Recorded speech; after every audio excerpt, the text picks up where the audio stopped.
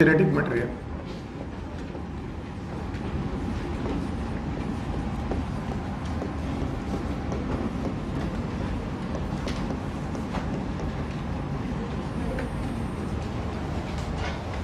ठीक है, तो कुछ इंफॉर्मेशन मैं आपसे मांगूंगा, आप मुझे बताते जाइए, अच्छा रहेगा। क्या आपको मेंडल याद है? मेंडल को बोला गया फादर ऑफ जेनेटिक। कब से कब तक काम किया? 1856 से 1853। क्या बात की थी? फैक्टर। क्या कहा था? फैक्टर को किसी को आइडिया था कि नहीं? अब देखो लोग कैसे कैसे, कितनी जर्नी लंबी है। फिर इनके काम की रिडिस्कवरी हुई। कौन कौन था? ह्यूगो डी व्रीज। याद आया आपको? ह्यूगो डी व्रीज के अलावा कार्ल लॉरेंस और बेटा इसके अलावा शर्मा। याद आया आपको? इसके बाद जब इनके काम की रिडिस्कवरी हुई तो दी गई क्रोमोसोमल बेसिस ऑफ इनहेरिटेंस। याद है? बोलो कौन थे? Sutton and Boveri. Sutton and Boveri. और सटन एंड बावेरी के काम को मोहर लगाया। किसने लगाया? टी.एच. मॉर्गन। और तब से हम लोग जेनेटिक मटेरियल को ढूंढ रहे हैं, अभी तक मिला नहीं हमें। तो इतने वैज्ञानिकों का नाम आपको मिल चुका है, अब नाम लिखते जाइए। मेंडल का कब से है? 1856 से 18। Rediscovery Hugo de Vries, Carl Correns, Tschermak. Chromosomal basis of inheritance Sutton and Boveri. और उसका प्रूफ टी.एच. मॉर्गन। कौन बेटा? लेकिन अभी तक हमें मालूम नहीं चल पाया कि जेनेटिक मटेरियल क्या है। ये करते करते सन 1928 आया, 1921। एक साइंटिस्ट मिले, ग्रिफिथ। और ग्रिफिथ का एक्सपेरिमेंट था, that was known as transformation experiment.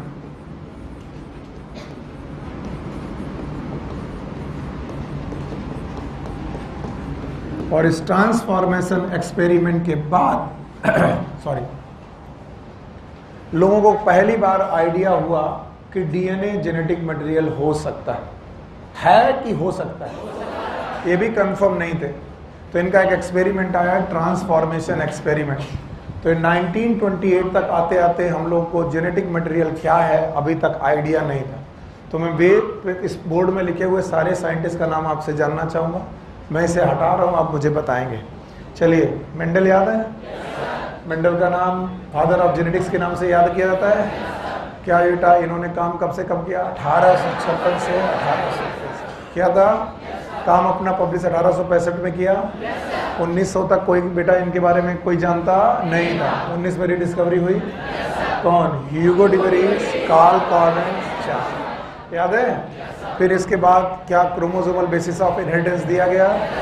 Chromosomal basis of inheritance को देने वाले दो साइंटिस्ट थे, एक कौन? सटन, एक बावेरी। इसको प्रूव किया गया। किसने हुआ? टी.एच. अब 1928 आ गया। एंड 1928 तक आते आते एक एक्सपेरिमेंट हुआ, ग्रिफिथ ने किया। ग्रिफिथ, इस एक्सपेरिमेंट का नाम था ट्रांसफॉर्मेशन। कुछ लोग इस एक्सपेरिमेंट को सेरेंडिपिटी भी कहते हैं, लेकिन सुनिए क्या था।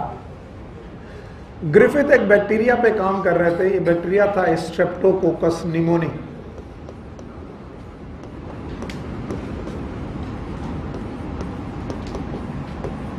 Streptococcus pneumoniae, also known as pneumococcus।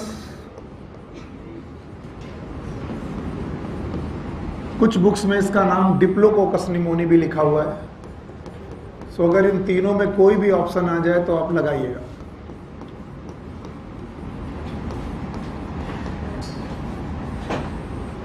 सो एक बैक्टीरिया है Streptococcus pneumoniae, pneumococcus and diplococcus pneumoniae. वो देख रहे थे कि ये बैक्टीरिया का जो कल्चर करके देखते थे, ये दो तरीके की कॉलोनीज बनाता था। एक थी स्मूथ कॉलोनीज और दूसरी थी रफ कॉलोनीज। स्मूथ कॉलोनीज का जो ये बैक्टीरिया था, दिस कोकस था, एक नॉट द रॉड सेम कोकस। कोकस का मतलब समझते हैं? स्फेरिकल। तो इसकी स्फेरिकल कॉलोनीज में कैप्सूल प्रेजेंट था। कैप्सूल प्रेजेंट होने की वजह से ये बेटा स्मूथ दिखाई पड़ता था, कैप्सुलेटेड था ये bacteria, it was the capsulated. और दूसरी जो रफ कॉलोनीज थी उनमें कैप्सूल नहीं था, so it was non capsulated.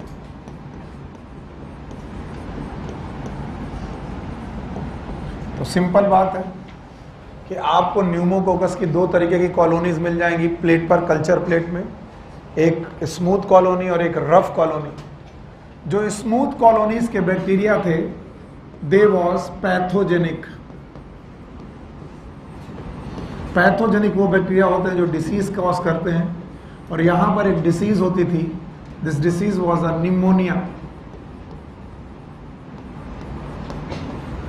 Pneumonia lungs में होने वाली एक डिसीज है जिसे हम लोग निमोनिया के नाम से जानते हैं।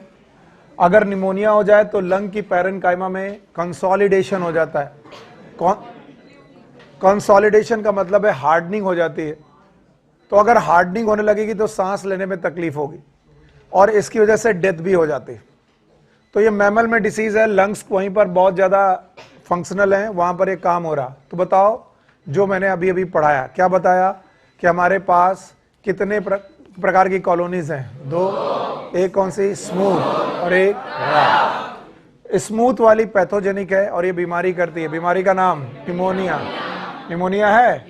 और रफ वाली कॉलोनी जो है वो पैथोजेनिक है कि नॉन पैथोजेनिक? तो ये इसी बैक्टीरिया पे काम कर रहे थे। इनके पास लैब में चूहे थे, इन्होंने पाल रखे थे, और चूहों को बेटा स्मूथ फॉर्म ऑफ बैक्टीरिया का इंजेक्शन लगाते थे। जरा आप सोच के देखिए, अगर मैं इंजेक्शन डालूं स्मूथ बैक्टीरिया का, तो बताइए बीमारी होगी कि नहीं होगी? बताइए चूहा बचेगा कि मर जाएगा? बहुत सिंपल एक्सपेरिमेंट था। वो चूहे को एक इंजेक्शन लगाते थे, चूहा मर जाता था। दूसरी कॉलोनी थी रफ कॉलोनी। रफ कॉलोनी भी सेम बैक्टीरिया की थी, स्ट्रेप्टोकोकस निमोनिया ही था। और उस बैक्टीरिया को हम लोग जब कभी भी बॉडी में इंजेक्ट कराते थे तो इंजेक्ट कराने के बाद हम देखते थे बीमारी हुई नहीं, और बीमारी नहीं हुई तो बेटा चूहा मरता नहीं था। अब बताइए दोनों बैक्टीरिया सेम है कि डिफरेंट? सेम। डिफरेंट नहीं है, दोनों बैक्टीरिया क्या है? सेम है, लेकिन एक डिसीज कॉज कर रहा है और एक डिसीज कॉज नहीं कर रहा। बताओ अंतर क्या है? एक में क्या प्रेजेंट है? कैप्सूल, और एक में कैप्सूल नहीं है। तो बताओ कैप्सूल होना डिसीज होने की गारंटी है? यस। और अगर कैप्सूल ना हो तो डिसीज नहीं। तो दो प्रकार के आपके पास, कुल मिलाकर के दो प्रकार की कॉलोनीज थी। So we take a boil, थोड़ा सा इसे बोर्ड को सही होने दीजिए, मैं उसको बताता हूँ।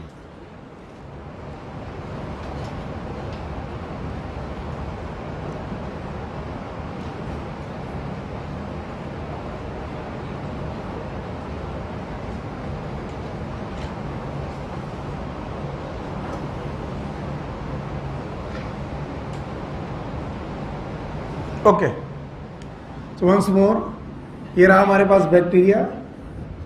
दो फॉर्म है, एक बैक्टीरिया के पास कैप्सूल प्रेजेंट है।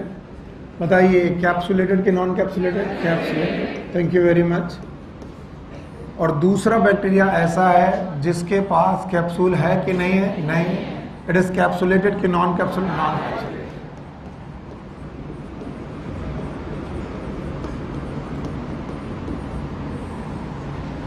याद रखना, जो कैप्सुलेटेड बैक्टीरिया है इट इज अ पैथोजेनिक।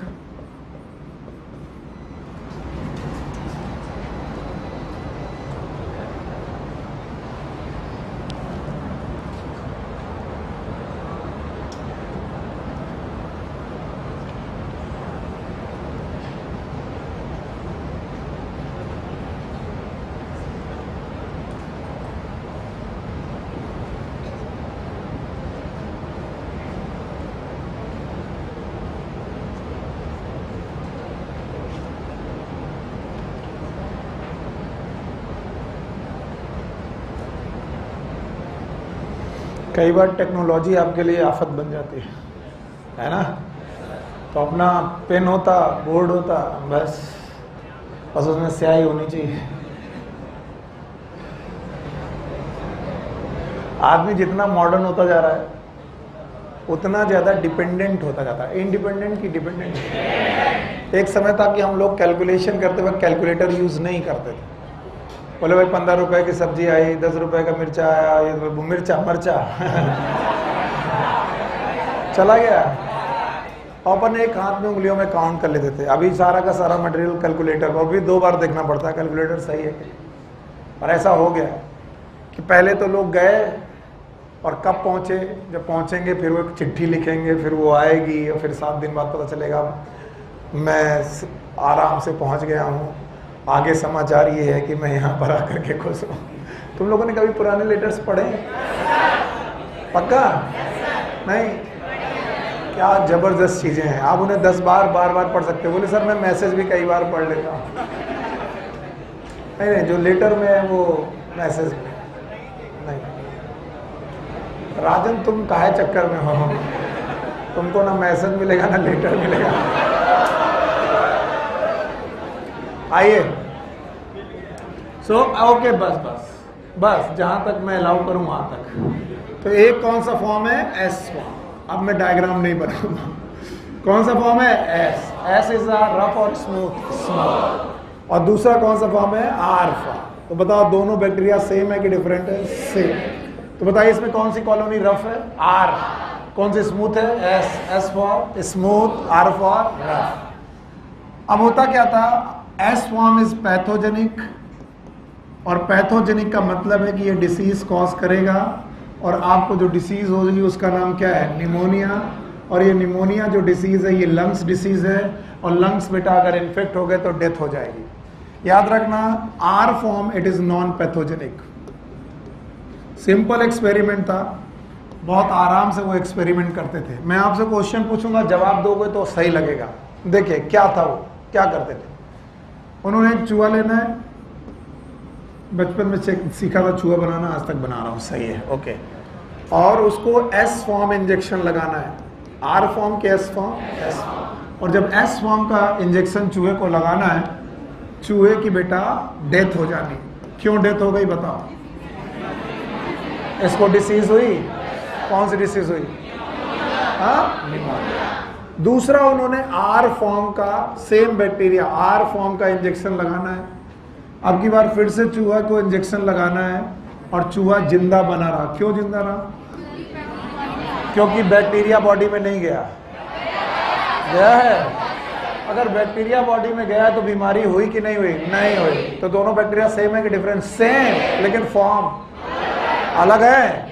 एक कैप्सुलेटेड और एक नॉन कैप्सुलेटेड। तो कैप्सुलेटेड बैक्टीरिया डिसीज करेगा, और नॉन कैप्सुलेटेड बैक्टीरिया डिसीज नहीं करेगा। तो सिंपल एक्सपेरिमेंट था। एक चूहे को उन्होंने इंजेक्शन लगाया, चूहा मर गया। दूसरे चूहे को इंजेक्शन लगाया, चूहा नहीं मरा। तीसरी बार उन्होंने मजे मजे में क्या किया कि अपना जो एस फॉर्म था उसे गर्म कर दिया। हीट किल्ड एस फॉर्म लिया। प्लीज आप मुझे बताइए किसे गर्मा दिया? चूहे को? चूहे को गर्म कर दिया? क्या बैक्टीरिया को गर्म किया? बैक्टीरिया को गर्म किया, जिससे बैक्टीरिया जिंदा रहा कि मर गया? पता नहीं सर। बैक्टीरिया हीट किल्ड है, बैक्टीरिया मर गया है, अब बैक्टीरिया जिंदा नहीं है। और जो मरे हुए लोग हैं वो डिसीज कर सकते? नहीं कर सकते। तो याद रखना, हीट किल्ड एस फॉर्म जब चूहे को लगाया गया तो चूहा जिंदा बना रहा। उन्होंने कहा ठीक है भाई, इससे पता चलता है कि अगर जिंदा एस फॉर्म डाला जाए तो बीमारी होगी, और अगर आर फॉर्म डाला जाए तो बीमारी नहीं होगी, और हीट किल एस फॉर्म डाला जाए तो भी बीमारी नहीं होगी। तीसरा एक्सपेरिमेंट उनका बिल्कुल बच्चों जैसा था, जैसे बच्चे सोचते हैं वैसे उन्होंने सोचा कि देखो आर फॉर्म डिसीज नहीं करता, heat kill S form disease नहीं करता, दोनों डिसीज नहीं करते, दोनों को मिक्स करके देखते हैं डिसीज होगी कि नहीं होगी। नहीं होगी, होनी भी नहीं चाहिए, क्योंकि ये डिसीज, अरे बोलोगे, और ये डिसीज ये क्यों नहीं करता? जिंदा है कि मर गया है? मर गया। तो उन्होंने चौथा एक्सपेरिमेंट किया, आर फॉर्म नाम का बैक्टीरिया लिया, ये जिंदा लिया, साथ में heat killed S form bacteria लिया। अब जो मैं पूछूं उसको बोलो तो फिर आपको समझ में आएगा। अगर अकेले हीट किल्ड एस फॉर्म लिया जाता तो डिसीज करता कि नहीं करता? नहीं करता। आर फॉर्म भी डिसीज, तो दोनों को डिसीज करनी नहीं चाहिए। तो उनके हिसाब से चूहा मरना चाहिए था कि नहीं? नहीं। तो जब चूहा नहीं मरना चाहिए था तो चूहे की डेथ हो गई। इनको ये सरप्राइज लगा कि चूहा मर क्यों गया। मैं भी होता तो ऐसे ही सोचता कि चूहा क्यों मर गया। भाई चूहे को अगर आर फॉर्म लगाओ तो डिसीज नहीं होती, हीट किल एस फॉर्म लगाओ तो डिसीज नहीं होती, और यहाँ पर वही दोनों चीजों को मिक्स किया गया है जिनमें डिसीज नहीं होती, फिर भी चूहा क्यों मर गया। उन्हें लगा चूहा किसी और वजह से मरा होगा। यकीन मानिए उन्होंने मरे हुए चूहे का ब्लड प्यूरिफाई किया, और उसके ब्लड में उन्हें लिविंग एस फॉर्म मिला। लिविंग एस फॉर्म, ये बात और ज्यादा सरप्राइजिंग थी कि यार मैंने तो हीट किल एस फॉर्म चूहे में डाला था, उसकी बॉडी में लिविंग एस फॉर्म कैसे आ गया? तो अब तो दो ही वजह हो सकती हैं। जो मरा हुआ समझ के डाला गया था वो मरा नहीं होगा, जिंदा होगा। लेकिन उन्होंने कई बार चेक किया, मरा हुआ मरा ही डाला गया था, वो जिंदा नहीं था। तो उन्होंने कहा अब ये मरा हुआ अंदर जाके तो जिंदा हो नहीं सकता। तो हुआ क्या? बोले R form is going to change into S form. R form चूहे के अंदर डाला गया, आर फॉर्म चूहे के अंदर डाला गया और किस फॉर्म में कन्वर्ट हो गया? एस फॉर्म में कन्वर्ट हो गया। और एस फॉर्म में कन्वर्ट होने के बाद उसने क्या कर दी?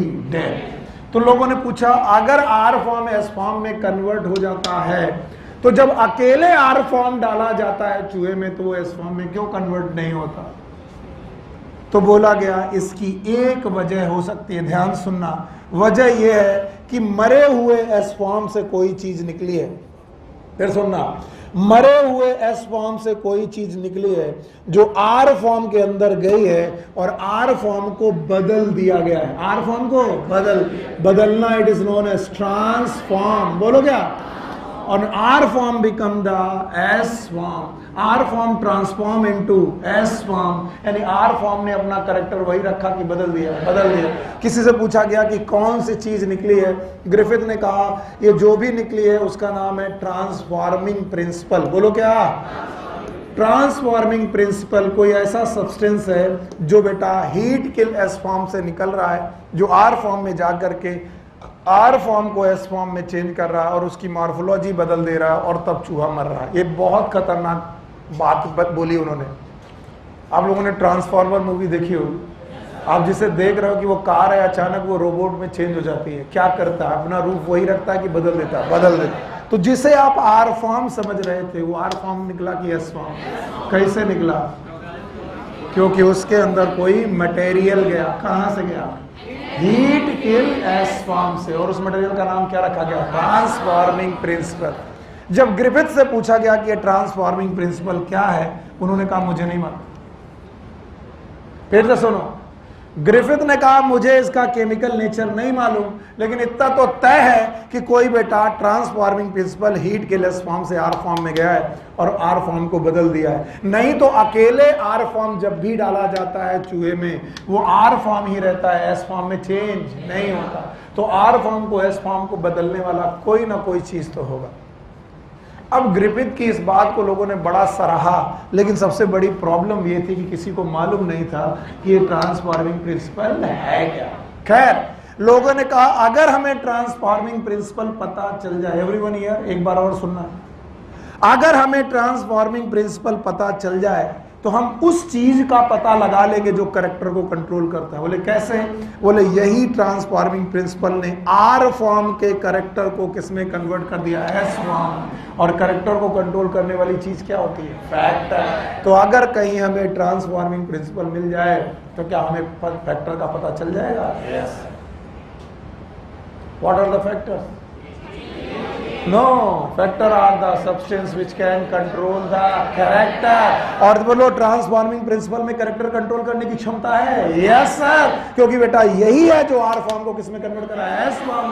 तो आर फॉर्म भी एक कैरेक्टर और एस फॉर्म भी एक कैरेक्टर। तो एस फॉर्म के कैरेक्टर के लिए कौन सा प्रिंसिपल रिस्पॉन्सिबल? Transforming principle. तो अगर हमें ट्रांसफॉर्मिंग प्रिंसिपल पता चल जाए तो क्या हमें फैक्टर पता चल सकता है?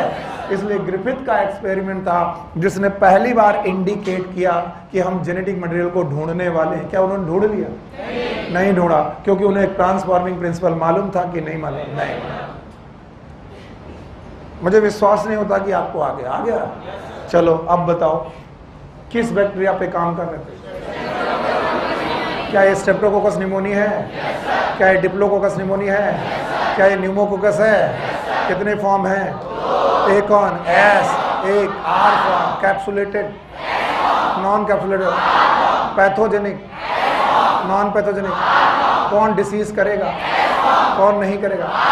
4 एक्सपेरिमेंट किए, चूहों को 4 बार इंजेक्शन लगाया। पहली बार चूहा बचा कि मर गया? क्यों मरा? डिसीज हो गई।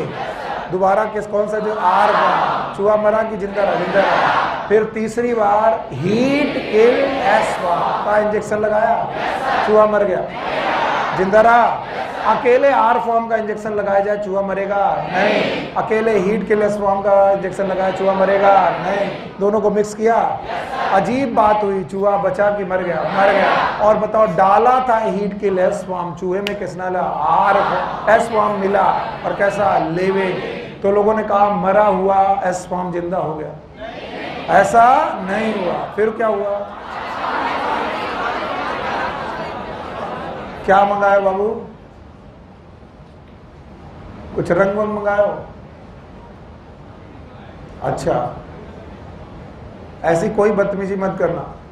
सो आप लोग डिसाइड करो, पहले लड़के यहाँ से लीव करेंगे क्लास के बाद कि लड़कियाँ? अगर हाँ तो लड़के पहले लीव कर जाएं, गर्ल्स के साथ अभी मैं निकलता हूँ। अगर किसी ने बदतमीजी की तो मैं इतना मारूंगा कि तुम सही हो जाओ। मुझे ये सब पसंद नहीं है। आपको बहुत रंग वंग लगाने का मन है, जाइए हॉस्टल में खेलिए। तुम्हारी हिम्मत है, तुम लगा दोगे रंग?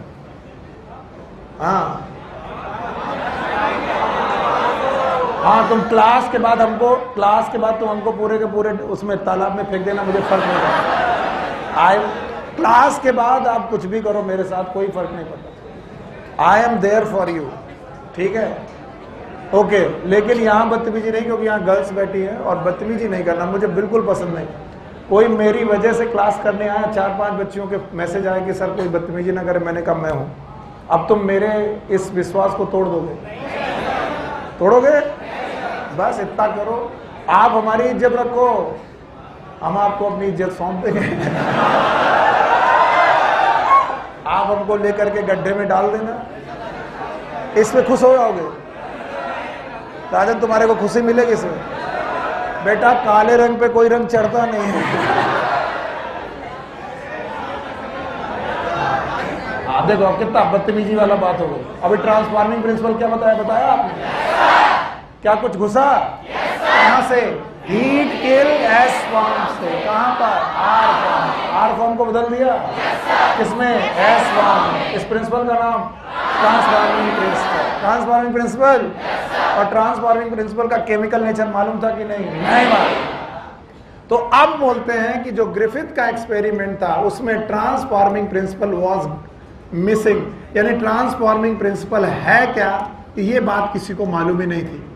तो याद रखना, अगला टॉपिक उसी चीज को बताने के लिए है, and that is known as biochemical nature of transforming principal.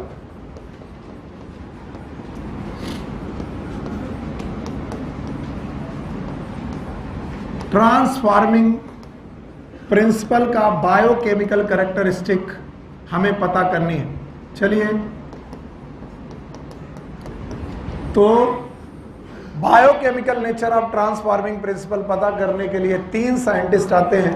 एक का नाम है एवरी, एक का नाम है मैक्लिओड, और एक का नाम है मैककार्टी।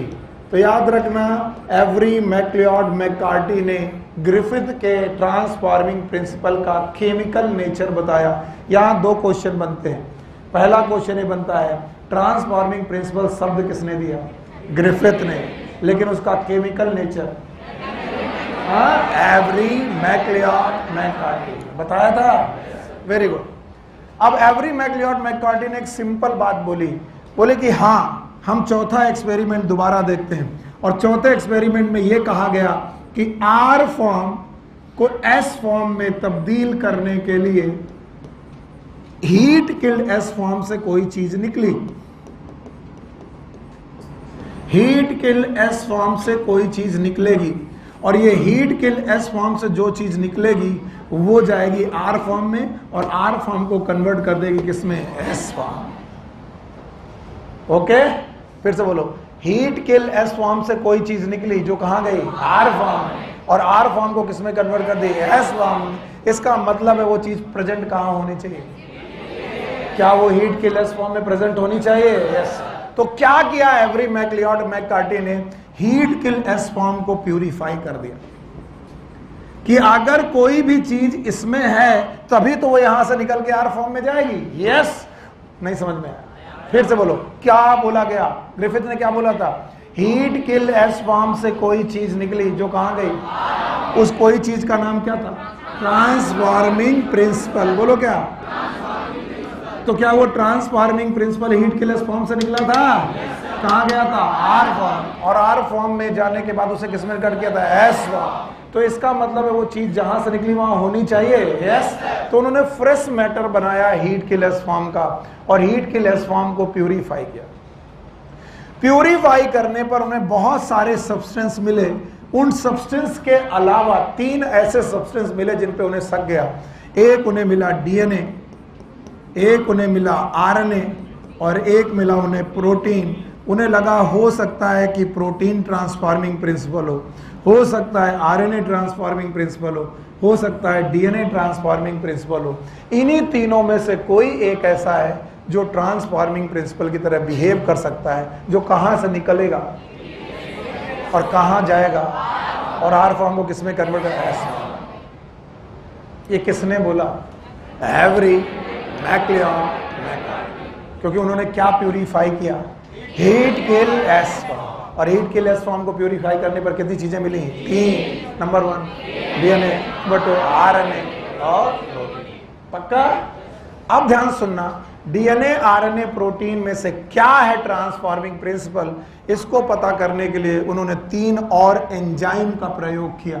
सारे लोग ध्यान से सुनेंगे। 3 एंजाइम लिए उन्होंने। एक ऐसा एंजाइम लिया जिसका नाम है डीएनएज। ये डीएनए को डाइजेस्ट करता है।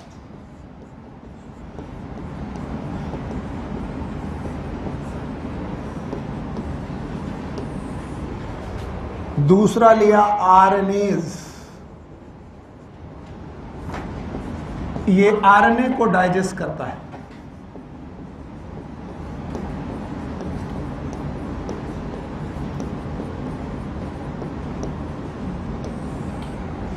और तीसरा लिया प्रोटीएज। ये प्रोटीन डाइजेस्टिंग एंजाइम है।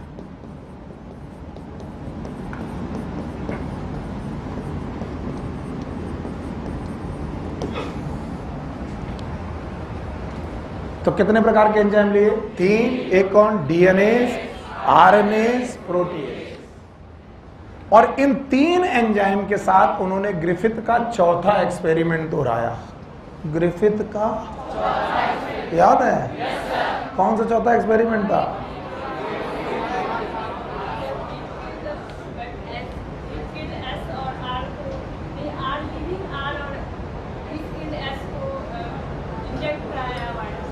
चौथा एक्सपेरिमेंट याद है?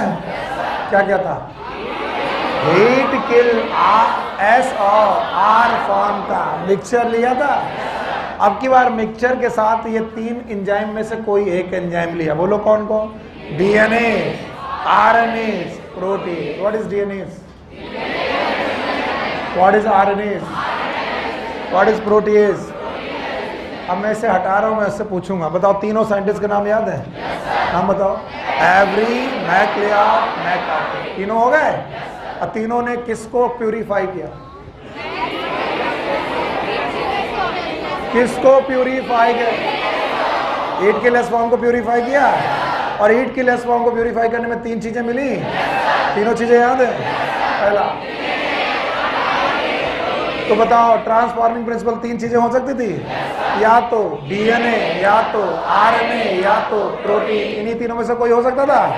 उन्होंने तीनों को पता कराने के लिए कि कौन है, 3 एंजाइम लिए। पहला कौन? DNA, RNA, protein. कौन है जो डीएनए को डाइजेस्ट करता है? और कौन है आरएनए को? आरएनए। कौन है प्रोटीन को? Protein.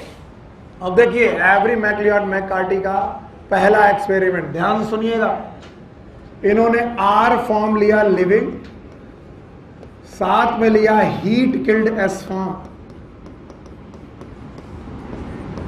Heat kill S form, R form of the bacteria and heat kill S form के साथ इन्होंने प्रोटीएज नाम का एंजाइम लिया। तो मेरे को तो बिल्कुल कुछ समझ में नहीं आ रहा कि मैं क्या कर रहा हूं, आप मुझे बताओ। इन्होंने क्या लिया? R form. और क्या लिया? हीट किल एस फॉर्म, जिसमें कितनी चीजें हो सकती हैं? 3, या तो आरएनए, या तो डीएनए, या तो प्रोटीन। अब क्या लिया? तो अब मुझे श्योर है कि 3 चीजें में से एक चीज नहीं है। अब बताओ इसमें प्रोटीन है कि नहीं है? नहीं है। अब ये इंजेक्शन इन्होंने चूहे को लगाया, और जैसे ही ये इंजेक्शन उन्होंने चूहे को लगाया, चूहे की डेथ हो गई। इसका मतलब ट्रांसफॉर्मेशन हुआ कि नहीं हुआ? हाँ, जवाब ही नहीं आता। हुआ कि नहीं हुआ? हुआ। इसका मतलब है आर फॉर्म किसमें चेंज हुआ? S form. इसका मतलब है प्रोटीन बेटा मटेरियल में नहीं था, फिर भी आर फॉर्म किसमें चेंज हुआ? एस फॉर्म में। इसका मतलब प्रोटीन ट्रांसफॉर्मिंग प्रिंसिपल नहीं है। 30% लोगों को नहीं आया, लेकिन वो पूछेंगे नहीं। फिर से सुनो, पहला एक्सपेरिमेंट उन्होंने क्या लिया? R form. दूसरा heat kill S form, mixture लिया। अगर ये प्रोटीएज ना लेते तो चूहा मरता ही, क्योंकि ट्रांसफॉर्मेशन हो जाता। क्या होता? ट्रांसफॉर्म। और कौन किस में बदल जाता?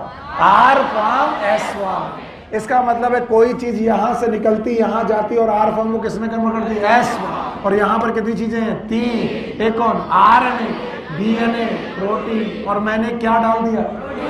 तो बताओ, आरएनए, डीएनए, प्रोटीन में प्रोटीएज ने किसको मार दिया? प्रोटीन को। इसका मतलब प्रोटीन यहां पर बची, फिर भी कोई चीज निकल के आर फॉर्म को किसमें कन्वर्ट कर रही है? S form. इसका मतलब ट्रांसफॉर्मेशन हो रहा है, नहीं हो रहा है? और इसका मतलब चूहा मर रहा है, तो ट्रांसफॉर्मेशन हो रहा है। और वो ट्रांसफॉर्मेशन करने वाला मटेरियल प्रोटीन क्यों नहीं है? क्योंकि प्रोटीन वैसे होता, लेकिन हमने क्या डाल दिया? प्रोटीन। यस और नो? इसका मतलब ट्रांसफॉर्मेशन हो रहा कि नहीं हो रहा? नहीं हो रहा है, हो रहा है। और डिसीज हो रही है, और बंदा मर रहा है। आगे चलो, दूसरा एक्सपेरिमेंट। नहीं समझ में आए पूछ लेना दोबारा। देखो, जानने का समय। फिर से इन्होंने दूसरे एक्सपेरिमेंट में भी आर फॉर्म लिया, लिविंग। आर फॉर्म के साथ हीट किल एस फॉर्म लिया, हीट किल एस फॉर्म लिया, और साथ में इन्होंने अब की बार आरएनएज नाम का एंजाइम लिया। आरएनएज, याद रखना, इस बार फिर से इन्होंने fresh heat kill S form लिया। Fresh heat kill S form. और fresh heat kill S form में उन्हें कितनी चीजें का शक है? 3। एक कौन? आरएनए, एक कौन? डीएनए, और एक कौन? प्रोटीन। प्रोटीन ट्रांसफॉर्मिंग प्रिंसिपल निकला कि नहीं? नहीं। लेकिन अब की बार उन्होंने क्या लिया? आरएनएज। और जब उन्होंने आरएनएज लिया तब भी ट्रांसफॉर्मेशन हो गया। माइस को जब इंजेक्शन लगाया गया, माइस की डेथ हो गई। इसका मायने ये है कि अब भी हीट किल एस फॉर्म से कोई चीज निकल रही है, जो कहां जाइए? R form. और आर फॉर्म को किसमें कन्वर्ट कर रही है? S form. और एस फॉर्म ने ही बेटा डिसीज करके चूहे को मार दिया। बताइए, वो चीज कौन नहीं हो सकती? क्यों नहीं हो सकती? क्योंकि हमने क्या ले रखा है? आरएनएज। फिर से बोलो। और आरएनएज लेने पर यह साबित होता है कि आरएनए यहां पर नहीं है। यस और नो? यस। अब तीसरा एक्सपेरिमेंट। तीसरे एक्सपेरिमेंट में उन्हें अपना एक्सपेरिमेंट करना था, और उन्होंने लिया फिर से आर फॉर्म। आर फॉर्म के साथ फिर से fresh heat kill S form लिया, और हीट किल एस फॉर्म के साथ इस बार उन्होंने डीएनएज नाम का एंजाइम लिया। डीएनएज।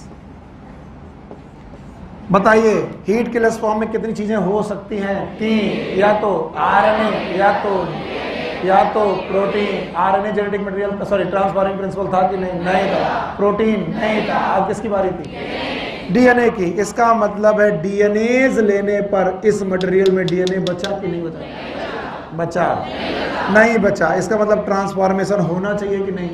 पता चलेगा अभी। जब ये बेटा चूहे को लगाया गया, चूहा जिंदा बना रहा, इसका मतलब ट्रांसफॉर्मेशन हुआ कि नहीं हुआ? नहीं। इसका मतलब कोई चीज जो यहां से यहां जाती थी वो गई कि नहीं गई? और वो क्यों नहीं गई? क्योंकि हमने क्या लिया? डीएनए। और डीएनए बचा कि नहीं रहा? नहीं रहा। इसीलिए यहां से यहां नहीं गया। इस एक्सपेरिमेंट ने इनडायरेक्टली बताया। क्या बताया?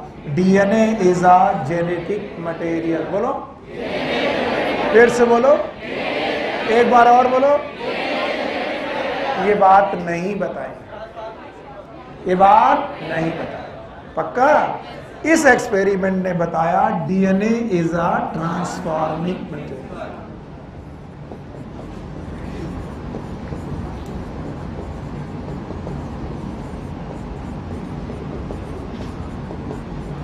इस एक्सपेरिमेंट ने केवल इतना प्रूव किया कि DNA is a transforming principle, और ट्रांसफॉर्मिंग प्रिंसिपल ही जेनेटिक मटेरियल हो सकता है। ये प्रूव करना अभी बाकी था। ये अभी तक प्रूव हुआ कि नहीं हुआ? नहीं। फिर भी मुझे ये समझ में नहीं आ रहा कि यहां क्या क्यों मरा नहीं चूहा। क्योंकि हमने कौन सा एंजाइम लिया? डीएनएज। और डीएनएज ने किसको खत्म कर दिया? डीएनए को। और डीएनए को खत्म कर दिया तो जो डीएनए जाता था वो गया कि नहीं गया? नहीं गया। तो बताओ, आर फॉर्म एस फॉर्म में तब्दील, ट्रांसफॉर्मेशन नहीं हुआ तो चूहा मरा नहीं। इसका मतलब ट्रांसफॉर्मेशन क्यों नहीं हुआ? क्योंकि डीएनए नहीं था। डीएनए इन दोनों में बचा रह गया था तो ट्रांसफॉर्मेशन हो रहा था। डीएनए यहाँ पर बचा नहीं, इसलिए ट्रांसफॉर्मेशन नहीं हुआ। इससे प्रूफ होता है DNA is a transforming principle. Yes और नो? यस। तो दो एक्सपेरिमेंट आपको याद रखने पड़ेंगे। पहला एक्सपेरिमेंट था ग्रिफिथ का, याद आया? क्या कहा था ग्रिफिथ ने? पता नहीं। पहले तो अपने आप को कंपोज करो और मुझे बताओ, ग्रिफिथ के एक्सपेरिमेंट का याद है? क्या नाम था? ट्रांसफॉर्मेशन। बैक्टीरिया याद है? ट्रांसफॉर्मिंग प्रिंसिपल नहीं था नाम उनके एक्सपेरिमेंट का। आप लोग आधे समय पर उल्टा बोलते हो। उनके एक्सपेरिमेंट का नाम ट्रांसफॉर्मिंग प्रिंसिपल नहीं था, उनके एक्सपेरिमेंट का नाम था ट्रांसफॉर्मेशन। और ट्रांसफॉर्मेशन में यूज होने वाले मटेरियल का नाम था ट्रांसफॉर्मिंग प्रिंसिपल। अब रिलैक्स होकर जवाब दो। ग्रिफिथ के एक्सपेरिमेंट का नाम क्या है? ट्रांसफॉर्मेशन है। ट्रांसफॉर्मेशन के लिए एक बैक्टीरिया यूज किया, नाम बताओ? Streptococcus pneumoniae. दूसरा नाम? तीसरा नाम न्यूमोकोकस। दो फॉर्म है, एक कौन? एक कौन? दोनों में से कैप्सुलेटेड है, कौन सा? नॉन कैप्सुलेटेड है, कौन? R form. दोनों के इंजेक्शन लगाए गए। एस फॉर्म के इंजेक्शन लगाने पर चूहा रहा कि मर गया? मर गया। हाँ, मर गया। अच्छा, आर फॉर्म के इंजेक्शन लगाने पर चूहा मरा नहीं।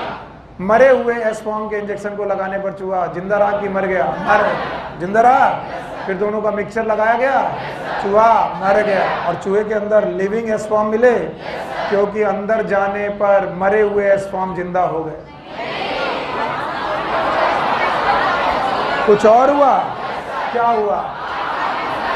आर फॉर्म एस फॉर्म में तब्दील हो गया। आर फॉर्म एस फॉर्म में क्यों तब्दील हो गया? क्योंकि हीट किल एस फॉर्म से कोई प्रिंसिपल निकला जो कहाँ गया और उसने चेंज कर दिया। और इस प्रिंसिपल का नाम ट्रांसफॉर्मिंग प्रिंसिपल। बोलो क्या नाम है? क्या ग्रिफिथ को ट्रांसफॉर्मिंग प्रिंसिपल का केमिकल नेचर मालूम था? फिर तीन साइंटिस्ट आए, तीनों के नाम एवरी, मैकलिया, तीनों आए और इन तीनों ने मिल करके बताया कि DNA is a genetic material, DNA is a transforming principle. पक्का? इन्होंने इसे बताने के लिए तीन एंजाइम लिए, तीनों के नाम याद है? RNase, DNAs, protease. ग्रिफिथ के एक्सपेरिमेंट को अगर प्रोटीएज के साथ किया जाए, किसके साथ? तो बताओ ट्रांसफॉर्मेशन होगा कि नहीं होगा? चूहा मरेगा? मरेगा। इसका मतलब है प्रोटीन इज अ ट्रांसफॉर्मिंग नहीं। अच्छा, आरएनएज के साथ एक्सपेरिमेंट किया, ट्रांसफॉर्मेशन हुआ, चूहा मरा। इसका मतलब आरएनए इज अ ट्रांसफॉर्मेशन। अच्छा, डीएनएज लिया, ट्रांसफॉर्मेशन नहीं हुआ, चूहा नहीं मरा। अच्छा, नहीं मरा, इसका मतलब ट्रांसफॉर्मेशन नहीं हुआ। इसका मतलब DNA is a genetic material, DNA is a transforming. And now DNA is a genetic material, ये आपका नेक्स्ट टॉपिक है।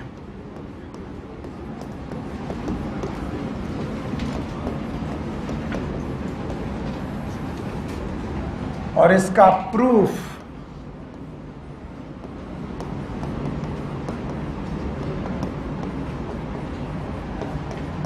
एनसीईआरटी में यही लिखा हुआ मिलेगा, अनइक्विवोकल प्रूफ। ऐसा प्रूफ जिसमें कोई संदेह नहीं बचा कि DNA is a genetic material.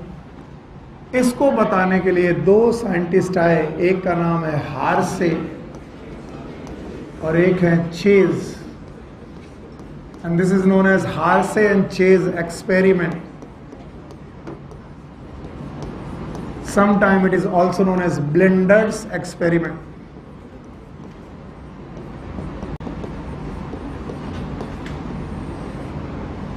Hersey and Chase experiment, also known as Blender's experiment. अब जरा पेन थोड़ी देर के रखिएगा क्योंकि एनसीईआरटी से थोड़ी अलग बातें मुझे आपको बतानी है। जब तक हार्से एंड चेज का एक्सपेरिमेंट नहीं हुआ उसके पहले तक दुनिया के वैज्ञानिक दो खेमों में बटे हुए थे। दो प्रकार के थॉट इस दुनिया में चल रहे थे। लोग कह रहे थे कि protein can be genetic material. कुछ लोगों का कहना था प्रोटीन जेनेटिक मटेरियल होना चाहिए।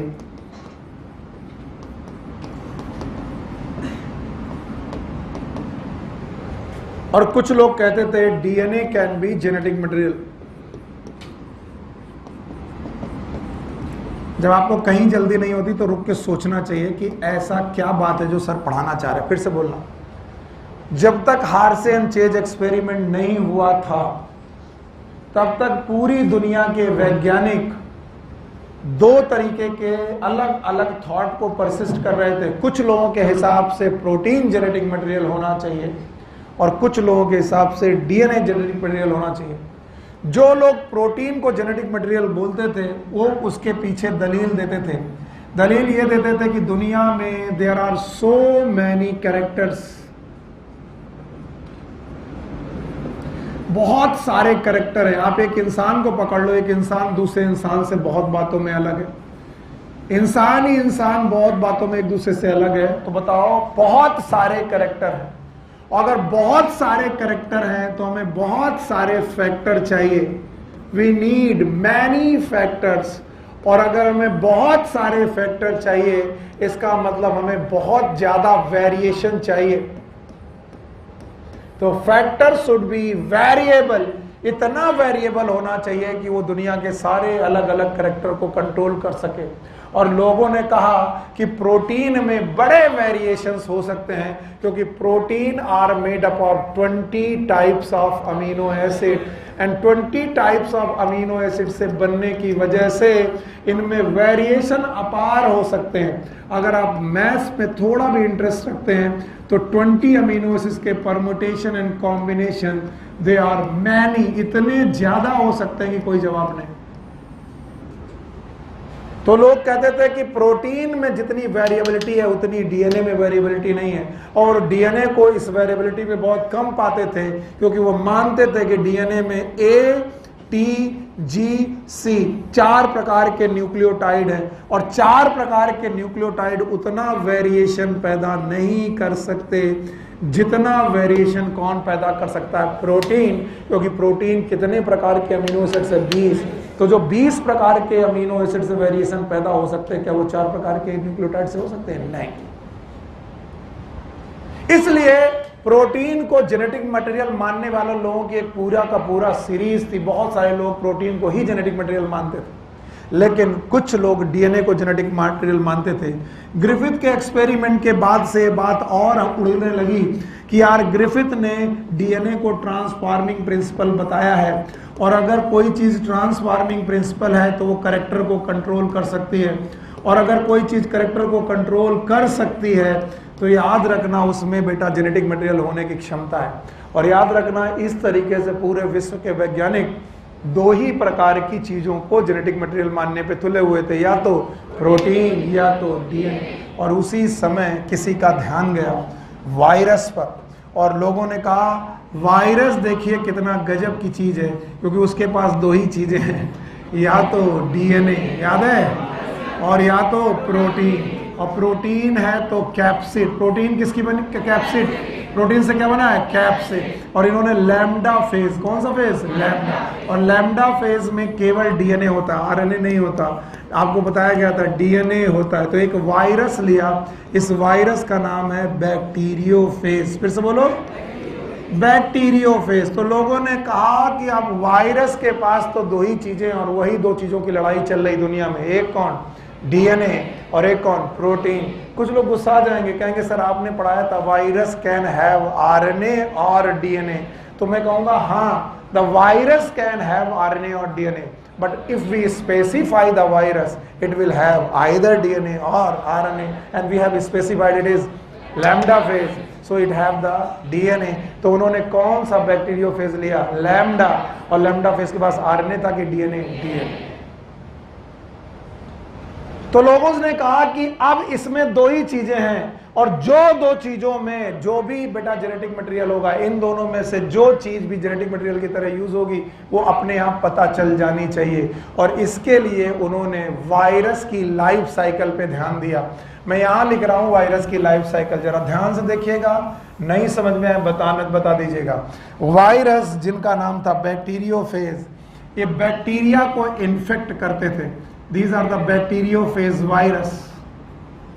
They infect the bacteria. तो यहां पर जो मैंने नीचे लिया हुआ है ये है बैक्टीरिया। बैक्टीरिया का अपना जेनेटिक मटेरियल होता है, साथ में प्लाज्मिड होता है। याद रखना, बैक्टीरिया का अपना साइटोप्लाज्म होता है। Bacteria they have their own cytoplasm, their own metabolism, लेकिन वायरस के पास अपना साइटोप्लाज्म है कि नहीं। और याद रखना, वायरस अपना जेनेटिक मटेरियल, माइंड इट, मैंने क्या कहा? क्या मैंने डीएनए बोला? जो भी कर रहे हो फिर से सुनो, वायरस अपना, फिर से बोलो, वायरस अपना जेनेटिक मटेरियल कहां भेजते हैं?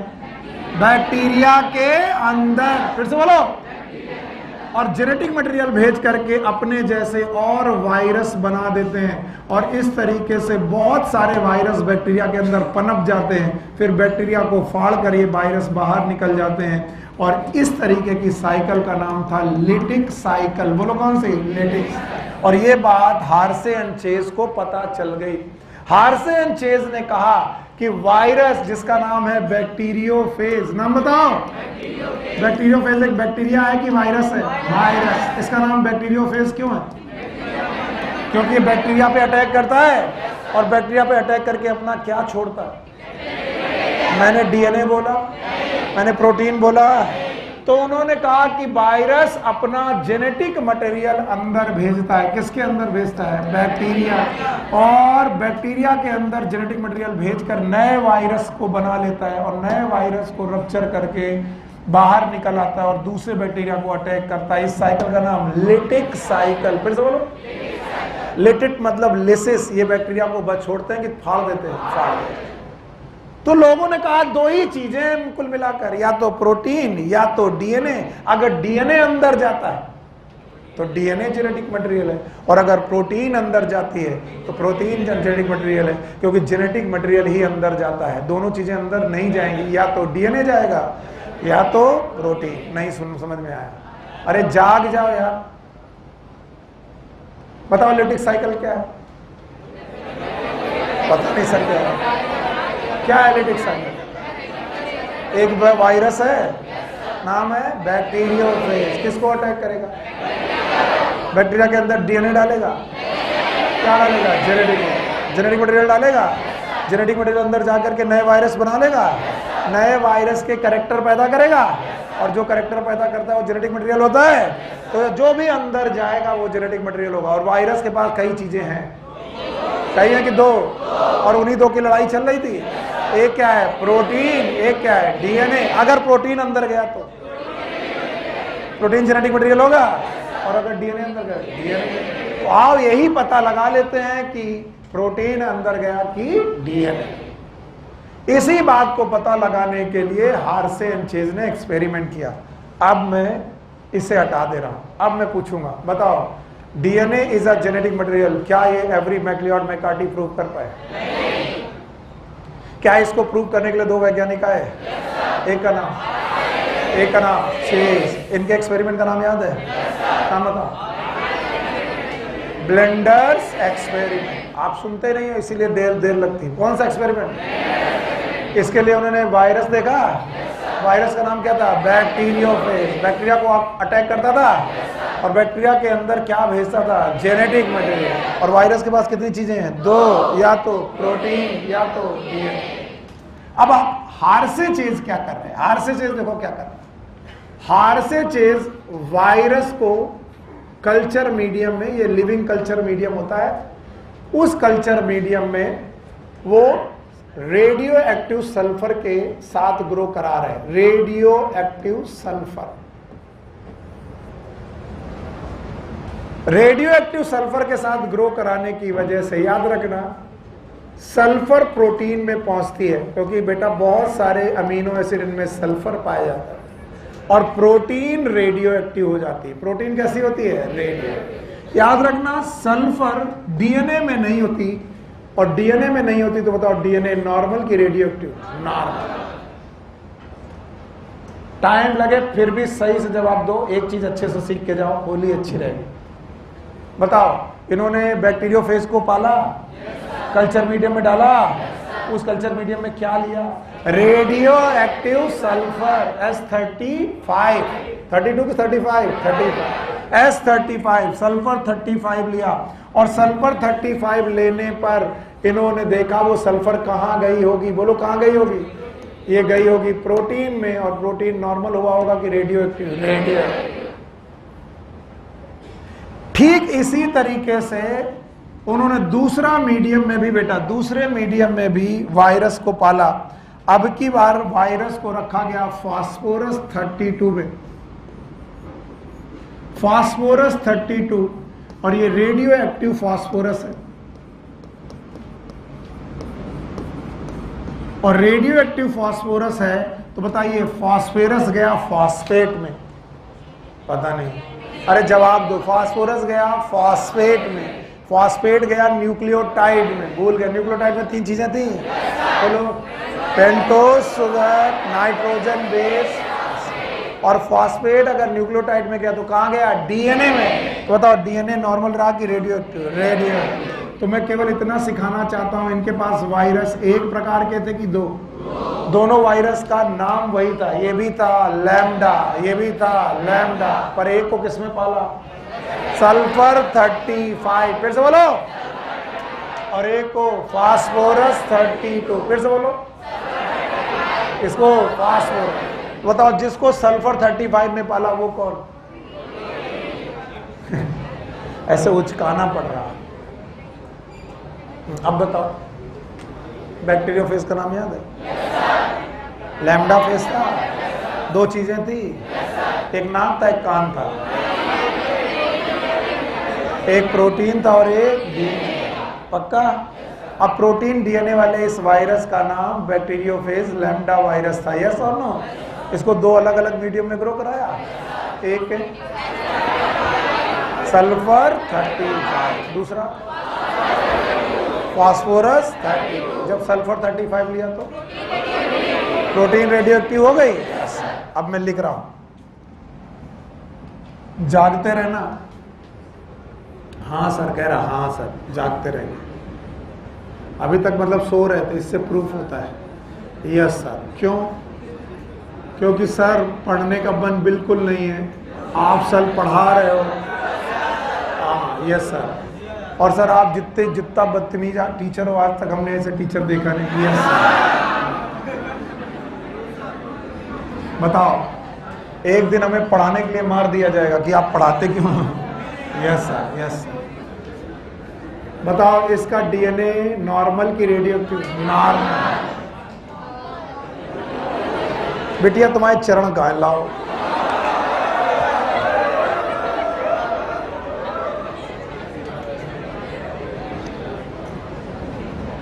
हम चाहे मर जाएं लेकिन तुम ऐसा ही करोगे।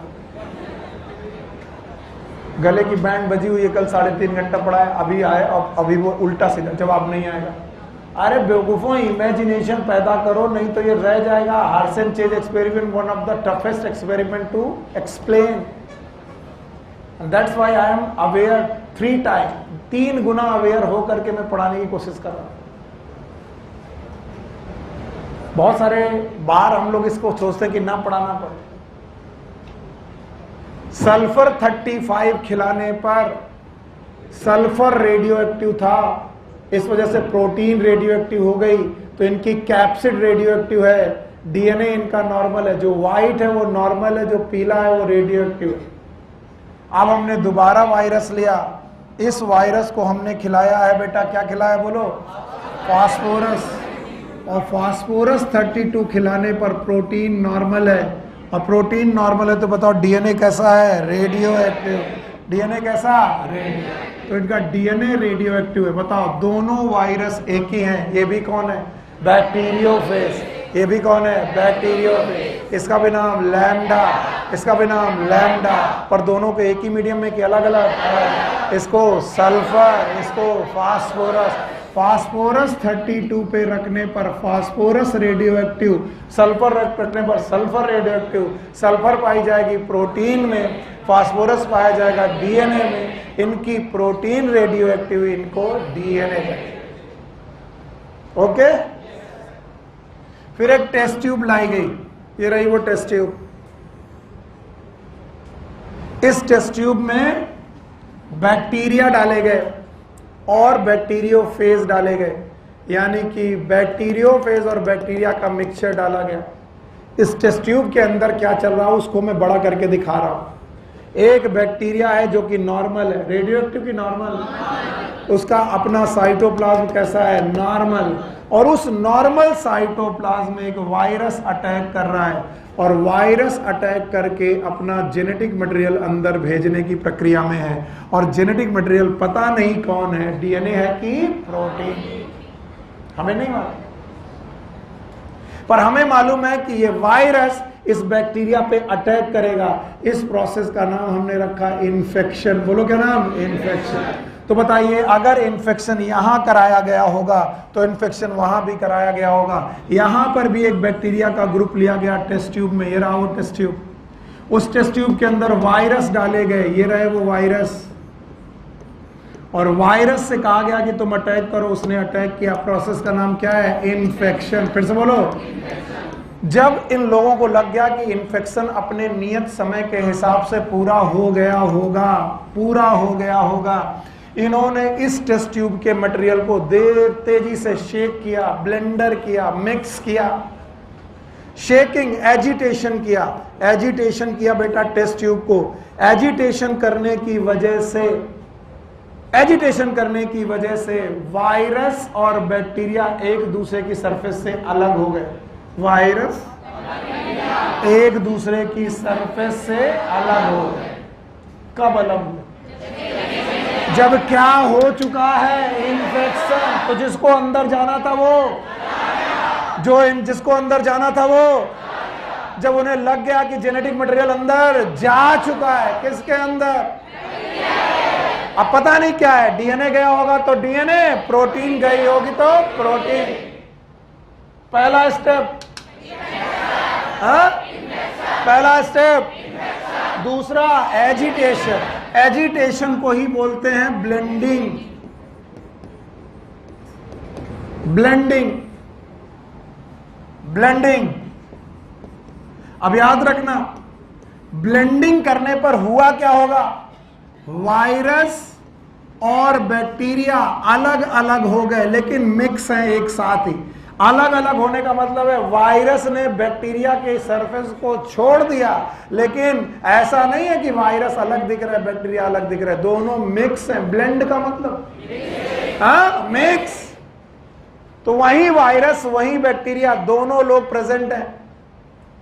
इसके बाद पहला स्टेप हो गया इन्फेक्शन, दूसरा स्टेप हो गया एजिटेशन, तीसरा स्टेप किया गया सेंट्रीफ्यूगेशन। बोलो क्या? सेंट्रीफ्यूगेशन। आप लोग को ये प्रोसेस फिजिक्स में और अच्छी तरीके से पढ़ाया जाएगा। सेंट्रीफ्यूगल फोर्स याद है? सेंट्रीफ्यूगेशन के दौरान आप टेस्ट ट्यूब को रख करके गोल गोल चक्कर में घुमाते हो, यस और नो? और जब सेंट्रीफ्यूगेशन होने लगा टेस्ट ट्यूब का, तो टेस्ट ट्यूब में डेंसिटी के हिसाब से चीजें अलग अलग होने लगी। किसके हिसाब से? जो बेटा हैवी मटेरियल थे वो नीचे आने लगे, इनका नाम रखा गया पैलेट्स या प्रेसिपिटेट्स। और जो लाइट मीडियम थे, जो लाइट थे, हल्के चीजें थी, वो ऊपर जाने लगी, एंड इनका नाम था सुपरनेटेंट। फिर से बोलो, सुपरनेटेंट। अब आपको क्या लगता है कि वायरस हल्के होंगे कि बैक्टीरिया? हाँ वायरस। तो बताओ टेस्ट ट्यूब में सुपरनेटेंट में कौन आया? हाँ वायरस। और बताओ पैलेट में कौन आया? बैक्टीरिया। फिर से बोलो बैक्टीरिया। तो अब दोनों तरफ के मटेरियल का सेंट्रीफ्यूगेशन किया गया। So third step is centrifugation. ये रहा सेंट्रीफ्यूगेशन। यहां पर भी तीसरा स्टेप सेंट्रीफ्यूगेशन किया गया। पहला इन्फेक्शन, दूसरा ब्लेंडिंग, तीसरा सेंट्रीफ्यूगेशन। और सेंट्रीफ्यूगेशन करने के बाद दोनों की टेस्ट ट्यूब को ऑब्जर्व किया गया। सेंट्रीफ्यूगेशन करने के बाद टेस्ट ट्यूब में वही दो चीजें नीचे मिला, इसे बोला गया पैलेट्स। जो ऊपर मिला उसे बोला गया सुपरनेटेंट। यहां पर भी जो नीचे मिला उसका नाम रखा गया पैलेट या प्रेसिपिटेट। जो ऊपर मिला उसका नाम रखा गया सुपरनेटेंट। मैंने जानबूझ करके दोनों का कलर एक ही रखा है ताकि आप खुद कंफ्यूज हो कि सर पैलेट और सुपरनेटेंट किस वजह से आए? सेंट्रीफ्यूगेशन। अब मुझे बताओ सेंट्रीफ्यूगेशन के दौरान चीजें किसके हिसाब से अलग होती है? हाँ डेंसिटी। और डेंसिटी किसकी ज्यादा? तो मुझे बताओ पैलेट में क्या होंगे? फिर से बोलो पैलेट में क्या होंगे? तो मैं लिख सकता हूं कि पैलेट में सर बैक्टीरिया होंगे, पैलेट में सर बैक्टीरिया होंगे। और मैं कह सकता हूं कि वायरस का बचा हुआ पार्ट, बचा हुआ क्यों? क्योंकि वायरस का जेनेटिक मटेरियल बैक्टीरिया के अंदर होगा। अब जगाओ, वायरस का एक मटेरियल बेटा बैक्टीरिया के अंदर जा चुका है और बचा हुआ पार्ट है वो कहां आया होगा? सुपरनेटेंट। इसका मतलब सुपरनेटेंट में वायरस होगा कि बचा हुआ वायरस? बचा हुआ क्या होगा? जो जेनेटिक मटेरियल होगा? नहीं, जो जेनेटिक मटेरियल नहीं होगा वही रहा होगा सुपरनेटेंट। पक्का? अब ऑब्जर्वेशन किया गया। इन्होंने देखा कि जिस सेंट्रीफ्यूगेशन मटेरियल में सल्फर 35 ली गई थी, फिर से बोलो, उसका सुपरनेटेंट रेडियो एक्टिव निकला। इससे प्रूव होता है कि सल्फर 35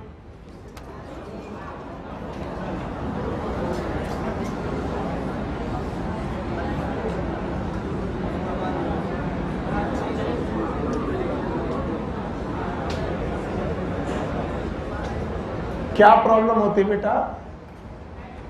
लाइट चली गई थी तो अभी तुम लोग चेंज करने के पहले थोड़ा सा लाइट तुरंत तो नहीं हो गई होगी। अभी तो लाइट आ रही थी। चेंज करने के लिए पहले टीचर से पूछ लिया करो। जब जनरेटर चल रहा हो आपको टर्न करना हुआ पूछ लिया करो।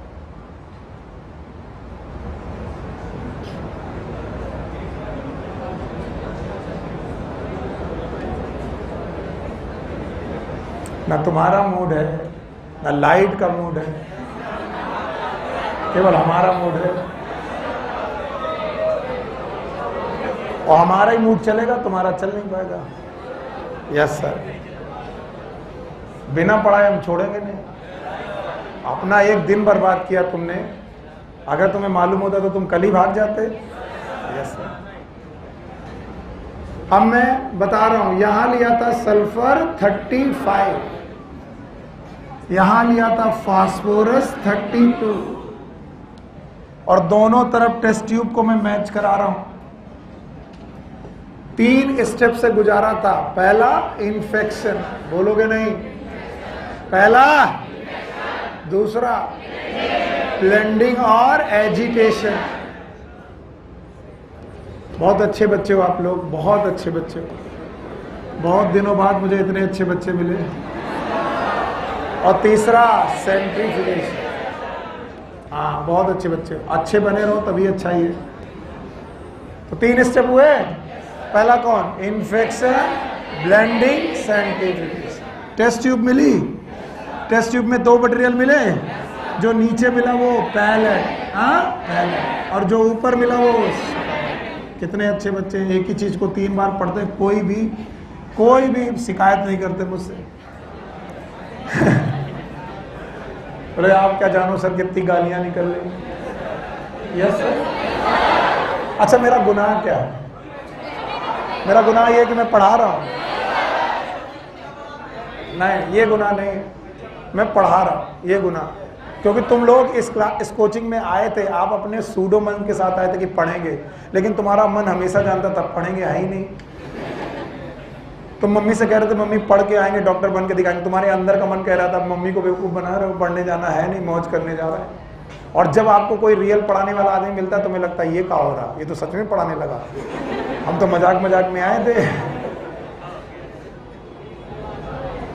जिस दिन सेलेक्ट हो जाओगे उस दिन की होली के रंग देखना, कोई रंग लगाए ना लगाए, तुम्हारी आंखों में जो रंग होंगे, वाह। और उस सफेद कोट में जितने रंग तुम्हें दिखाई पड़ेंगे ना, उतने रंग कहीं नहीं दिखाई पड़ेंगे। और इस रंग बिरंगी दुनिया में तुम चाहे जिस कलर इस रंग बिरंगी दुनिया में चाहे जितने रंग के कपड़े पहन लो, वो रंग जब तुम्हारे ऊपर चढ़ता है, सफेद रंग, तो उसका मतलब ही अलग होता है। अरे रोक,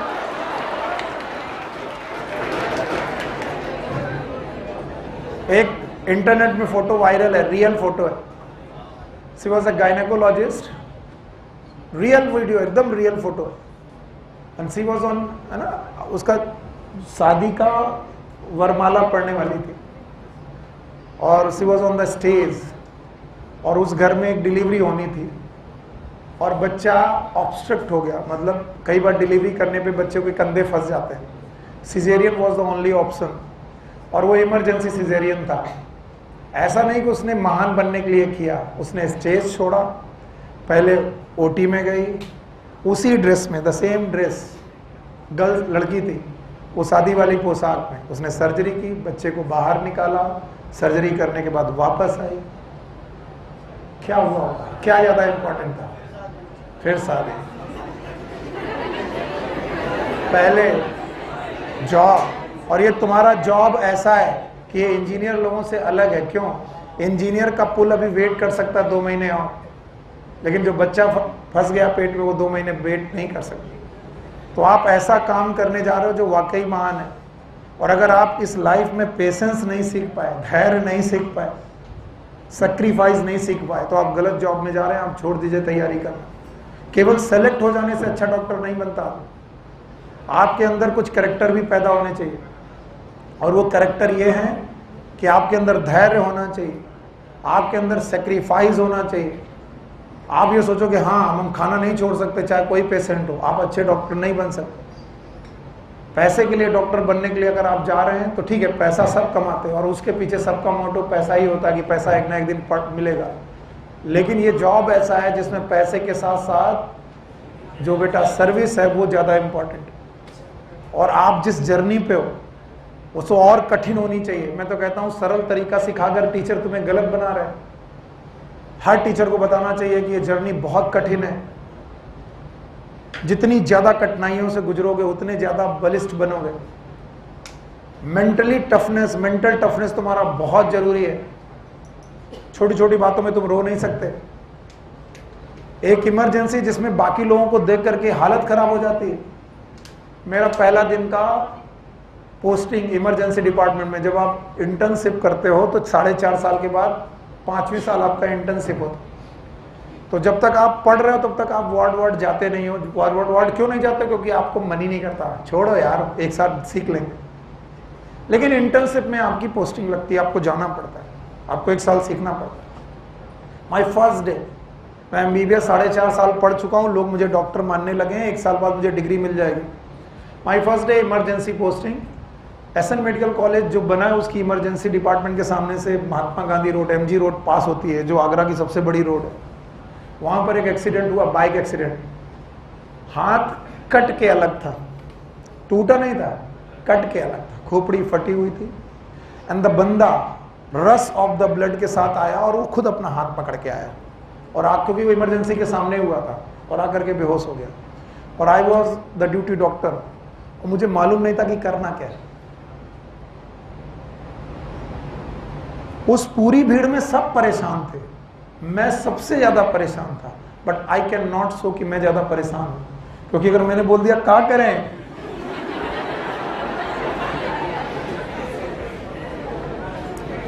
तो वो लोग कहेंगे तुम्ही को तो करना है ना।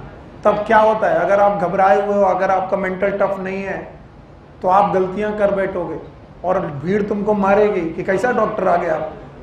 तो सबसे पहले काम अपना धैर्य मेंटेन करना होता है और सबको बाहर करना होता है। प्लीज अब बाहर आइए, क्योंकि अंदर क्या चलना है बाद में डिसाइड करेंगे। आप फोन करोगे, प्रोफेसर आएगा, अब देखेंगे हाथ का क्या होना है, सर फटा हुआ उसका क्या होना।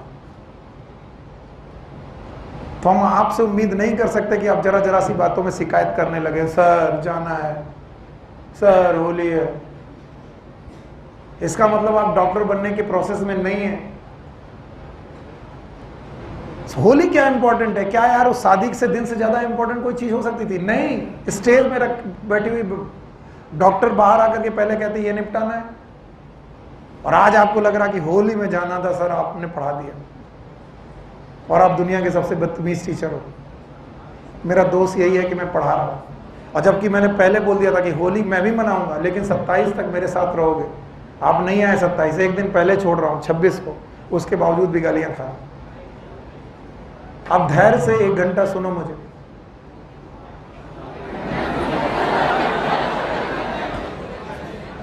फास्फोरस 32, यहां पर भी बैक्टीरिया का इन्फेक्शन किया गया,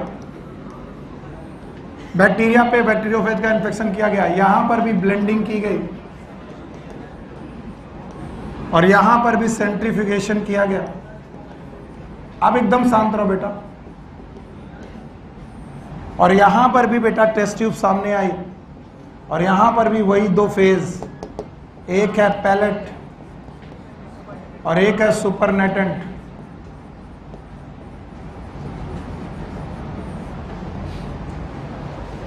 अब ऑब्जर्वेशन की बारी आई।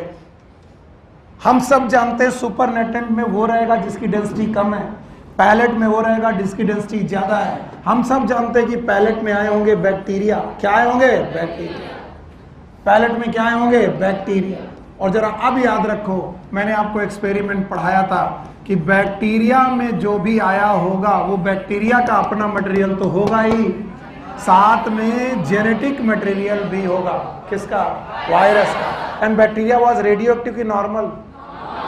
Bacteria was normal. Bacteria was normal. Yes और नो? अब सुनो, अगर सुपरनेटेंट 32 वाला 35 वाला देखा गया तो रेडियो एक्टिव निकला। अगर सुपरनेटेंट रेडियो एक्टिव निकला, इसका मतलब रेडियो एक्टिव वाली चीज बैक्टीरिया में गई कि नहीं गई? नहीं गई, बैक्टीरिया के बाहर रह गई। और बताओ रेडियो एक्टिव वाली चीज क्या थी? सल्फर। और सल्फर कहां जाता था? प्रोटीन में। इसका मतलब प्रोटीन बैक्टीरिया में बाहर रह गया। तभी तो रेडियो एक्टिविटी कहां आई? पैलेट में कि सुपरनेटेंट? सुपरनेटेंट।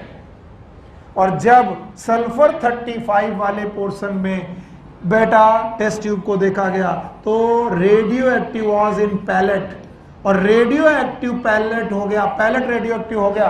भैया पैलेट में तो बैक्टीरिया आते हैं, और बैक्टीरिया हमने रेडियो एक्टिव लिया नहीं था। और जब बैक्टीरिया रेडियो एक्टिव नहीं लिया था तो रेडियो एक्टिव क्यों हो गया? क्योंकि बैक्टीरिया के अंदर कोई रेडियो एक्टिव चीज आई, और रेडियो एक्टिव चीज क्या थी? फास्फोरस। और फास्फोरस कहाँ गया था? डीएनए। और डीएनए ही कहाँ गया? बैक्टीरिया। इसका मतलब जो चीज बैक्टीरिया के अंदर गई वो क्या थी? डीएनए। और hence prove DNA is a genetic material. नहीं आया? किसने प्रूव किया? कितने स्टेप में? 3। पहला इन्फेक्शन, ब्लेंडिंग, सेंट्रीफ्यूगेशन। 2 मीडियम लिए, एक कौन? Sulphur 35, phosphorus 32। इसमें बताओ वायरस का, प्रोटीन रेडियो एक्टिव था, यहाँ पर डीएनए। इन्फेक्शन करने दिया गया, ब्लेंडिंग की गई। ब्लेंडिंग करने पर बैक्टीरिया ने वायरस ने बैक्टीरिया को छोड़ दिया, लेकिन अलग। क्या इसकी सेंट्रीफ्यूगेशन किया गया? डेंसिटी के हिसाब से अलग अलग हो गए। ऊपर हल्का, नीचे भारी, बैक्टीरिया नीचे, बचा हुआ वायरस का पार्ट ऊपर। कौन? बचा हुआ। बचा हुआ कौन सा? बचा हुआ। तो जो जेनेटिक मटेरियल है वो बचा हुआ है कि बेटा बैक्टीरिया के अंदर? बैक्टीरिया। कितने पार्ट? 2। एक कौन? सुपरनेटेंट। दूसरा कौन? पैलेट। एक कौन? सुपरनेटेंट। दूसरा पैलेट। बताओ सुपरनेटेंट में क्या होगा? वायरस का वो पार्ट जो बैक्टीरिया के अंदर नहीं गया। और पैलेट में बैक्टीरिया होंगे? यस और नो? यस। बताओ, जब हमने सल्फर 35 लिया तो रेडियो एक्टिविटी कहां मिली? सुपरनेटेंट। इसका मतलब वायरस का बचा हुआ पार्ट रेडियो एक्टिव रहा। इसका मतलब है वायरस के बचे हुए पार्ट में सल्फर गई, और सल्फर कहाँ जाती है? प्रोटीन में। इसका मतलब वायरस का बचा हुआ पार्ट कौन है? प्रोटीन। इसका मतलब प्रोटीन बैक्टीरिया के अंदर नहीं गई। और यहाँ जानो, यहाँ पर जैसे जानेंगे आप कि फास्फोरस बेटा रेडियो एक्टिव था, और उस रेडियो एक्टिविटी को जैसे बैक्टीरिया रेडियो एक्टिव हो गए। रेडियो बैक्टीरिया क्यों हुए? क्योंकि रेडियो एक्टिव मटेरियल चीज कहाँ गई? बैक्टीरिया। और फास्फोरस किस में जाता है? डीएनए में। इसका मतलब डीएनए कहाँ चला गया? बैक्टीरिया में। इसका मतलब डीएनए इज अ जेनेटिक। हम तो केवल इतना पता करने आए थे कि कौन अंदर जाएगा, कौन अंदर गया? DNA. Hence DNA is a genetic. तो बताओ किस एक्सपेरिमेंट ने प्रोटीन और डीएनए की लड़ाई को खत्म कर दिया? और इस एक्सपेरिमेंट का नाम ब्लेंडर्स एक्सपेरिमेंट। फिर से बोलो, ब्लेंडर्स। और जब ये एक्सपेरिमेंट हो चुका तब दी गई properties of genetic material. The next topic is properties of genetic material.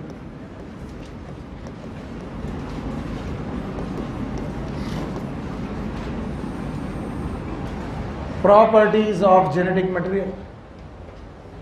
याद रहे, प्रॉपर्टीज ऑफ जेनेटिक मटेरियल से देने के पहले पहले हार्से एंड चेज एक्सपेरिमेंट को प्रूफ कर दिया गया। और ये बोला गया DNA is a genetic material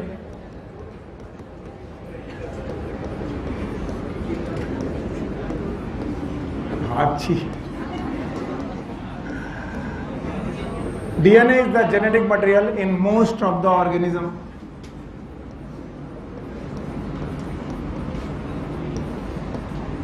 आज तो जुम्मा भी है। हाँ, सही है, सही है। आज ही के दिन सब कुछ है। DNA is the genetic material in the most of the organism. Some viruses may have RNA as a genetic material.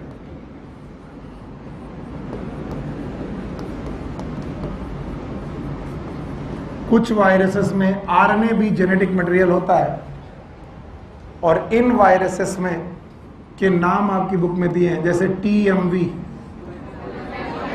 Tobacco mosaic virus.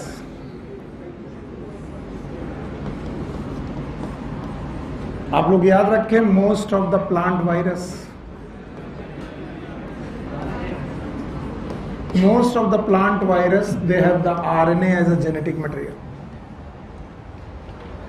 इसके अलावा इन्होंने एक बैक्टीरियोफेज का नाम दिया है, क्यूबी बैक्टीरियोफेज। वैसे बैक्टीरियोफेज में डीएनए होना चाहिए।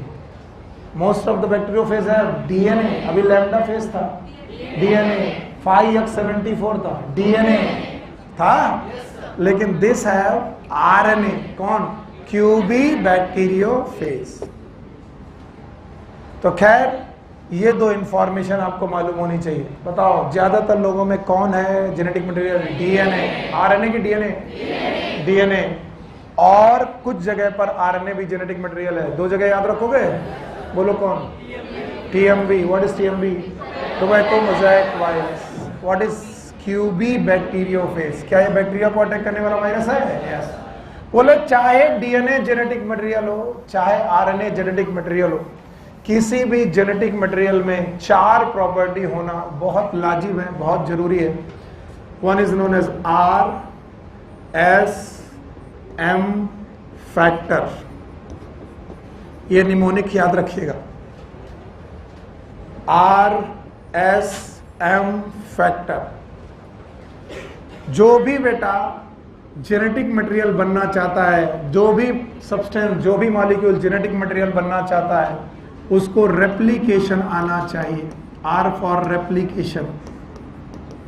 एनसीईआरटी ने और बढ़िया लाइन लिखी है, it can make its own replica.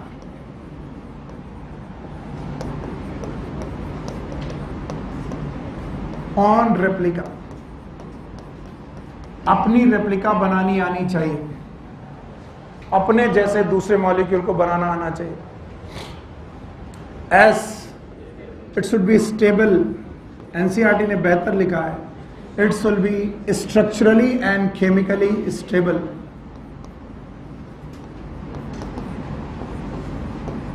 इस मटेरियल को स्ट्रक्चरली और केमिकली स्टेबल होना चाहिए।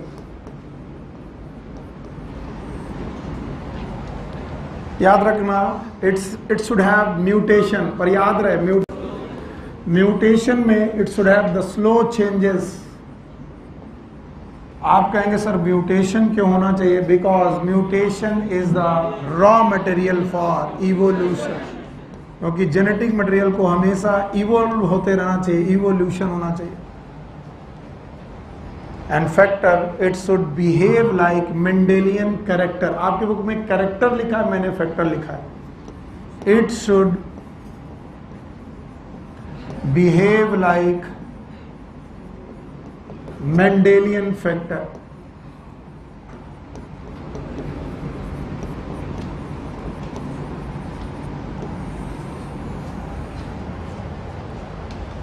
सो प्रॉपर्टीज ऑफ जेनेटिक मटेरियल में 4 प्रॉपर्टीज बहुत जरूरी हैं, बहुत ज्यादा जरूरी हैं। One is known as R, second is known as S, third is known as M. Factor, what is R? Replication. जो एनसीईआरटी लिखती है वो बेहतर लिखती है, वो लिखती है it should make its own replica stable, it should be chemically and structurally stable. क्या इसे स्टेबल होना चाहिए? एम फॉर म्यूटेशन, फास्ट की स्लो, स्लो म्यूटेशन, और स्लो म्यूटेशन में स्लो चेंजेस हैं, और क्या होगा? Evolution. And it should behave like Mendelian fact. Properties of genetic material क्यों दी गई? क्योंकि 3 बायोमॉलिक्यूल थे जो अपनी अपनी दावेदारी प्रस्तुत कर रहे थे कि मैं जेनेटिक मटेरियल हो सकता हूं। Protein, RNA and DNA.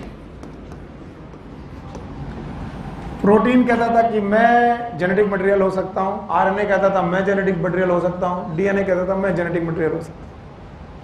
पहला पॉइंट प्रोटीन को मात दे देता है, क्योंकि प्रोटीन अपना रेप्लिका बना नहीं सकता, इसलिए पहला ही पॉइंट में प्रोटीन आउट, पहली बॉल में आउट हो गया। कौन? Protein. Protein can not be genetic material. Why? क्योंकि it can not make its own replica. अब कौन बचे?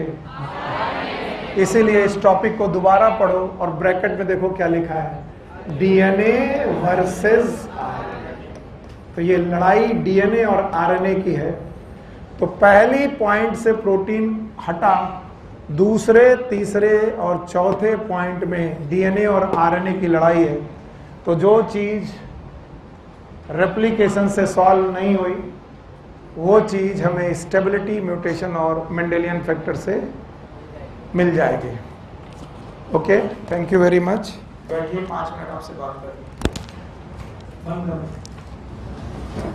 क्योंकि आज 5 घंटे का टॉपिक है और आज है, तो मैं आपको छोड़ूंगा। पहले तो एक बात याद रखो, कल मैंने बात लोगों से बोली थी कि एक बंदा होता है ऑर्डिनरी, एक्स्ट्रा, देखो दूसरा बंदा भी है ऑर्डिनरी। अगर आपको ऑर्डिनरी से एक्स्ट्रा ऑर्डिनरी चाहिए तो क्या चाहिए आपको? तो what do you need? Extra चाहिए। तो आपको थोड़ा एक्स्ट्रा करना है ऑर्डिनरी लोगों से अलग। और याद रखना, ऑर्डिनरी लोगों का सिलेक्शन नहीं होता, लिख लो ये। आपको कुछ एक्स्ट्रा एफर्ट डालने होते हैं। और आप मेरी बात को रखते हुए प्लीज मेरे साइड के लिए, मेरे पागल पर मेरे एक काम करो। आप बॉयज जितने भी बैठे रहेंगे, घर से यहाँ से उठेंगे और जाएंगे। पहले बॉयज बैठे रहेंगे, मैंने बोला है घर जरूरी है।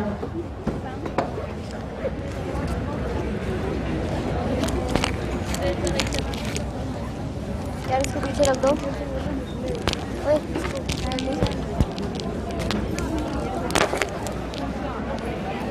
हाँ, आप सबको हैप्पी होली। हमारे जो रंग है केमिकल से दूर रहिएगा।